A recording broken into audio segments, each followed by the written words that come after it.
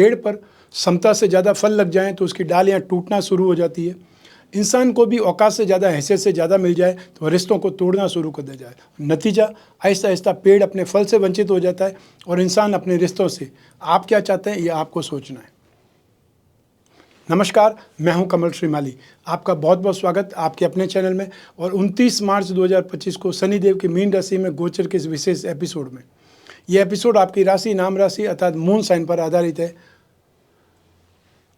इस एपिसोड में शनि के गोचर विश्लेषण के साथ साथ आपकी आर्थिक स्थिति, आपका जॉब, बिजनेस या प्रोफेशन, दाम्पत्य सुख, संतान सुख और स्वास्थ्य के बारे में भी विश्लेषण देने वाला हूं अलग अलग सेगमेंट में। 29 मार्च 2025 की रात को 9:45 से पूर्व भाद्रपद नक्षत्र के चौथे चरण में प्रवेश करते ही शनिदेव मीन राशि में आ जाएंगे। आपकी कुंभ राशि के फर्स्ट हाउस और नाश भाव अर्थात आपकी राशि और 12वां भाव दोनों के भावों के स्वामी शनि अब गोचर वसात राशि से सेकंड हाउस में धन और संपत्ति भाव में प्रवेश करेंगे और आपको शनि की साढ़े का अंतिम चरण प्रारंभ हो जाएगा। सेकंड हाउस धन और संपत्ति भाव में स्थित होकर के शनिदेव अपनी तीसरी दृष्टि से सुख भाव को, सप्तम दृष्टि से मारक अष्टम भाव को और दसम दृष्टि से लाभ भाव को प्रभावित करेंगे। शनि के मीन राशि में गोचर का सारांश कहूँ तो अब शनिदेव आपको कठोर शिक्षा देंगे कि किस प्रकार धन को संचित किया जाता है। और यदि आप विदेश में काम करते हैं तो किसी एमएनसी में नौकरी करते हैं या विदेशी व्यापार करते हैं तो आपके लिए गोचर अच्छी सफलता लेकर के आएगा और आपका फाइनेंस, आपका धन संचय भी होगा। वहीं परिवार में उतार चढ़ाव की स्थिति रहेगी। खानदान के लोग आपस में सहमति जता सकते हैं। आपको जमीन जायदाद की खरीद बेचन से लाभ हो सकता है। अपने स्वास्थ्य का ध्यान तो रखना ही पड़ेगा और कड़वी भाषा, अभद्र शब्द बोलने से भी बचना पड़ेगा। जीवन साथी के स्वास्थ्य को लेकर के समस्याएं परेशान कर सकती है। आमदनी में वृद्धि होने के या आमदनी में बढ़ोतरी होने के भी योग मेहनत से ही बनेंगे। लेकिन जब भी शनि वक्री होंगे अर्थात 13 जुलाई से 28 नवंबर तक तो परिवार में कुछ असंतुलन हो सकता है और बचत करने में समस्या पैदा हो सकती है। लेकिन आप खूब मेहनत करके अपनी इच्छाओं की पूर्ति कर पाएंगे और फाइनेंशियल गेन भी प्राप्त कर पाएंगे। तो आइए अब आपके जीवन के दूसरे महत्वपूर्ण क्षेत्रों पर शनि के गोचर का क्या प्रभाव पड़ेगा ये जानते हैं। सबसे पहले बात कर रहे हैं आर्थिक स्थिति की। आर्थिक पक्ष के लिए शनि का ये गोचर अच्छा साबित होगा। शनि आपको फाइनेंशियल गेन प्रदान करवा सकते हैं या फिर रुका हुआ पैसा वापस दिलवा सकते हैं, जिससे आपकी आर्थिक स्थिति में सुधार देखने को मिल सकता है। जो लोग कम खर्च करते हैं उन्हें इस दौरान अच्छा बैंक बैलेंस बनाने का अवसर प्राप्त हो सकता है, इसलिए कम खर्च करने वाले लोग अवसर का फ़ायदा उठा सकते हैं। इस गोचर में आपको भूमि, भवन, संपत्ति का सुख प्राप्त होगा। निश्चित रूप से संचित धन संपत्ति में वृद्धि होगी। लेकिन जब जब शनि वक्री होंगे अर्थात 13 जुलाई से 28 नवंबर तक, तब आर्थिक जीवन में उठापटक का सामना करना पड़ सकता है। इस समय काल में यदि कोई इन्वेस्टमेंट करते हैं तो बहुत संभल करके काम करने की आवश्यकता रहेगी। आपका पैसा अटक सकता है या लॉस बदल सकता है, ये लॉस में बदल जाएगा। ये लॉस आपको वापस आर्थिक संकट का सामना करना पड़ सकता है। और जो लोग पैसा बिना सोचे समझे उड़ाते रहते हैं उन्हें मुसीबतों का सामना हर हालत में करना पड़ सकता है। आइए अब बात करें आपके जॉब, बिजनेस या प्रोफेशन की। तो सबसे पहले बात करते हैं नौकरी पेशा लोगों की। मीन राशि में शनि के इस गोचर से आपके कैरियर के क्षेत्र में बेहतर रिजल्ट प्राप्त हो सकते हैं। यदि आप इस दौरान अपने कैरियर के क्षेत्र में मशीनरी से जुड़ा टेक्निकल काम करते हैं या टेक्निकल सेक्टर से जुड़े हुए हैं तो आपको बहुत अच्छी सक्सेस मिल सकती है, जिससे आप अपने कैरियर को स्टेबल बना सकते हैं। और अगर आप नौकरी बदलना चाहते हैं तो आपको अच्छी जॉब मिल सकती है। यह गोचर कैरियर के मामले में आपको खुशी देने वाला है। लेकिन जब भी शनि वक्री होंगे अर्थात 13 जुलाई से 28 नवंबर तक, तब आपको छटनी के कारण आपके काम में कमी के चलते जॉब से साइडलाइन किया जा सकता है या सैलरी कम की जा सकती है। अपने कैरियर में समस्याओं का सामना करना पड़ सकता है और फाइनेंशियल लॉस या नुकसान भी उठाना पड़ सकता है। जिन सेक्टर में आप अधिक समय दे रहे हैं वहाँ काम अटक सकते हैं। आप दूसरों की प्रोग्रेस को देख करके अपने रास्ते से भटक सकते हैं।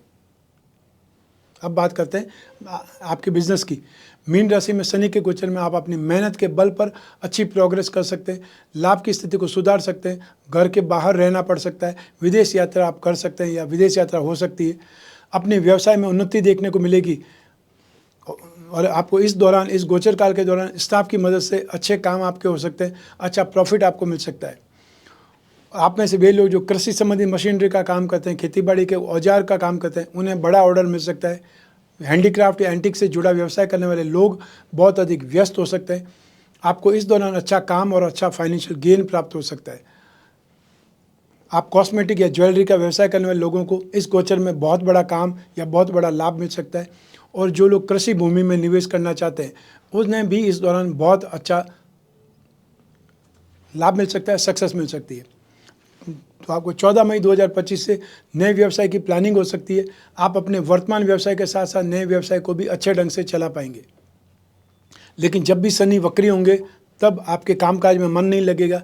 ये स्थिति आपसे मेहनत खूब करवाएगी और बहुत प्रकार की चुनौतियों का सामना करना पड़ सकता है। जो लोग मैकेनिकल सेक्टर से जुड़ा बिजनेस करते हैं उन्हें इस समय काल में किसी हादसे का सामना करना पड़ सकता है। और वो लोग जो होटल रेस्टोरेंट का कामकाज करते हैं उन्हें बेहद सतर्कता से काम करने की आवश्यकता है। कुछ लोग आपके व्यवसाय को शांत कराने के लिए, बंद कराने के लिए, शट डाउन कराने के लिए कुछ सस्ते हथकंडे अपना सकते हैं। अनाज का काम करने वाले लोग भी बहुत सोच समझ के काम करें। अपने स्टॉक को हिफाजत के बारे में बहुत ज़्यादा सोचें कि कोई आपको नुकसान रखने के लिए, नुकसान देने के लिए क्या क्या कर सकता है, वो आप सोच करके उसकी प्लान करें। तो आइए अब बात करें आपके दाम्पत्य सुख की, वैवाहिक सुख की। आपके लिए मीन राशि का शनि का गोचर बहुत शुभ साबित होगा। जीवन साथी से अच्छा व्यवहार और भरपूर स्नेह मिलेगा। वहीं आपको 14 मई के बाद वैवाहिक जीवन में ऐसे बदलाव देखने को मिलेंगे जो आपके वैवाहिक जीवन को रोमांचित बना देंगे।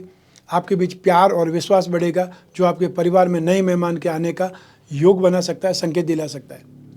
और आप में से वे लोग जो प्रेम विवाह करना चाहते हैं उनके लिए भी यह समय शुभ है। यह गोचर आपके जीवन को मधुर बनाने के साथ साथ वैवाहिक जीवन में नए रंग भरने का काम भी करेगा।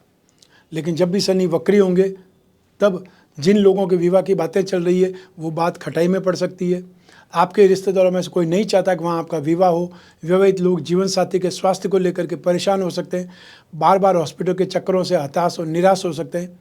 और यदि जीवन साथी गर्भवती है तो बहुत सावधान रहने की जरूरत है। शनि के वक्री समय काल में गर्भ से संबंधित समस्याएं हो सकती है या डॉक्टरों की राय से गर्भपात कराना पड़ सकता है। वहीं आपको 28 नवंबर के बाद में स्थितियां सामान्य भी होने लगेगी। तो आइए अब बात करें संतान सुख के बारे में। जो छोटे बच्चे हैं वे स्टडी के साथ साथ स्पोर्ट्स एक्टिविटी में भी सक्सेसफुल रह सकते हैं। इस वर्ष आपकी संतान अपनी स्टडी में या अपने कामकाज को लेकर के बाहर जाना चाहती है, कोई और राज्य में जाना चाहती है या अब्रॉड जाना चाहती है, उसमें सफलता मिल सकती है और उनकी उपलब्धियों पर आपको गर्व महसूस होगा। जो संतान विवाह योग्य है उनके लिए रिश्ते की बातचीत आरंभ की जा सकती है। जो दंपति लंबे समय से संतान के लिए परेशान थे तो वैवाहिक जीवन में संतान को लेकर तनाव महसूस करते थे, व्यर्थ के ताने सुनते रहते थे, उन्हें इस गोचर में संतान प्राप्ति की खुशखबरी मिल सकती है। लेकिन जब भी शनि वक्री होंगे तब संतान परेशान और पीड़ित होगी। स्वास्थ्य में कोई बहुत बड़ी चुनौती सामने आ सकती है या कन्या संतान को ज़्यादा परेशान रहना पड़ सकता है। आपकी संतान का स्वभाव जो उग्र होने लगेगा और जो संतान विवाहित है उनके जीवन साथी के साथ विवाद होने लग सकते हैं। ये भी आपको संभालना पड़ेगा, ध्यान रखना पड़ेगा। तो आइए अब बात करें आपके स्वास्थ्य की। मीन राशि के शनि में बीमारियों में कुछ कमी देखने को मिल सकती है और या फिर पुरानी बीमारियों में सुधार देखने को मिल सकता है। नई बीमारियां बहुत जल्द सही हो सकती है या बहुत जल्दी ठीक हो सकती है। यदि लंबे समय से किसी बीमारी का शिकार है तो इस दौरान अच्छा इलाज मिल सकता है, आपके रोग को समाप्त किया जा सकता है। और यदि कोई ऑपरेशन करवाना जरूरी होता है तो वो ऑपरेशन भी आपको करवाना चाहिए, लेकिन जब शनि वक्री हो उस समय नहीं कराना है, जब शनि मार्गी होता है तभी ही कराना है। अतः 13 जुलाई से 28 नवंबर तक आपको कोई ऑपरेशन नहीं कराना है। लेकिन जब भी शनि वक्री होंगे तब खाने पीने में अरुचि उत्पन्न हो जाएगी, स्वास्थ्य में दिनों दिन गिरावट होने लगेगी, आप शारीरिक दृष्टि से कमज़ोर दिखाई देंगे, अपने स्वास्थ्य में बहुत सारी परेशानियों का सामना करना पड़ सकता है।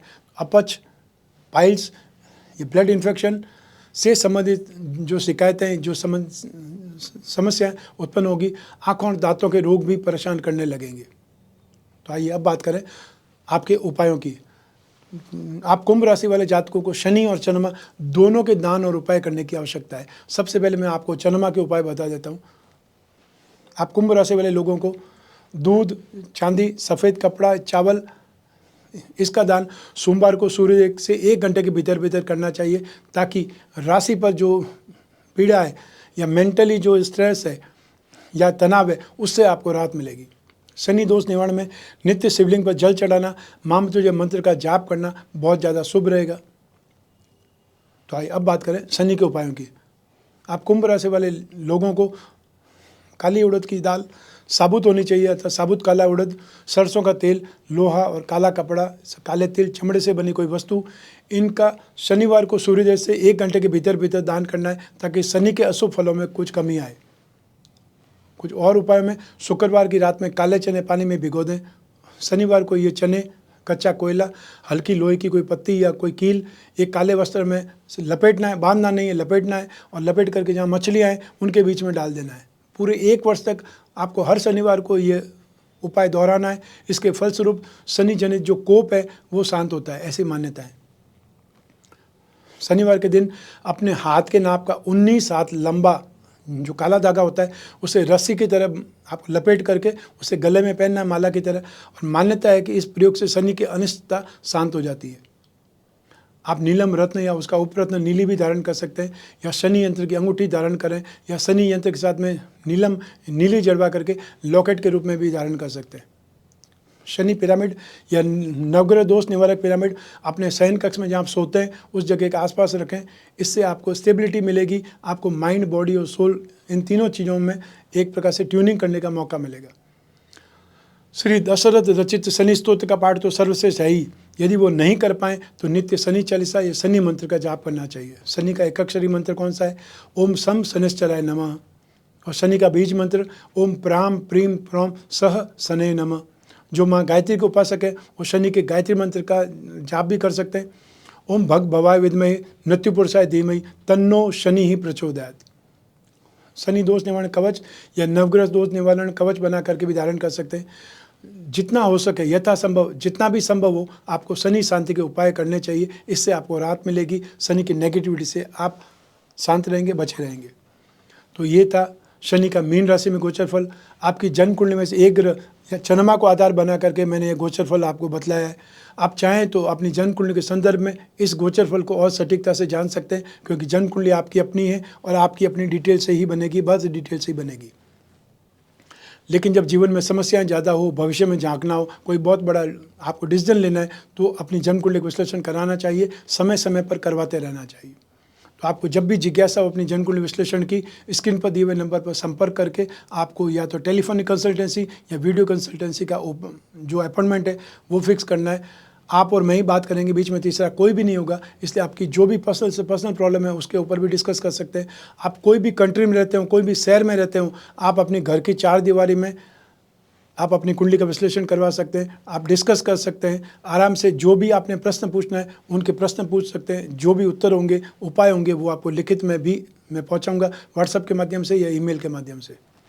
मैं हमेशा कामना करता रहता हूं कि आप स्वस्थ रहें, प्रसन्न रहें, सुरक्षित रहें। अपना और अपने परिवार का बहुत बहुत ख्याल रखें। आप सभी को मेरा नमस्कार, बहुत बहुत शुभकामनाएं। ईश्वर आपकी रक्षा करे। धन्यवाद।